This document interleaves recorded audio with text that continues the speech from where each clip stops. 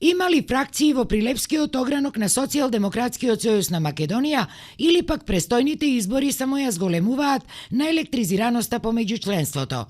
Скандалот со огромната плата на актуелниот директор на Прилепскиот тутунски комбинат Кирил Станковски од неверојатни 3.500 евра ги испровоцира неговите партиски колеги бурно да реагираат, но не во негова одбрана, туку напротив.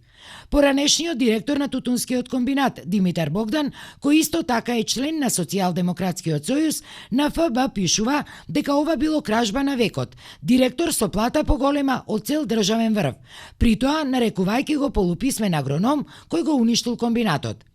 Станковски се правдаше дека немало ништо спорно во висината на неговата плата, бидејќи одлуката ја носел бордот на директори и таа била информација од јавен карактер.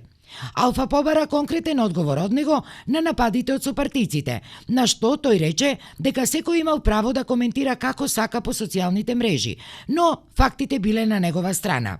Овој тим, ова што го направи во овие 3 години е за поздрав. Историски резултати. Кој како сака нека пишува по социјалните мрежи, тој е негов избор. Само сопствениот интелект го покажува на кое мизерно ниво е. Инаку ова не е прв случај на раздор помеѓу членството на СДСМ. Минатата недела медиумите објавија информација за тепачка помеѓу високи локални функционери во општинската организација на СДСМ од Македонски Брод.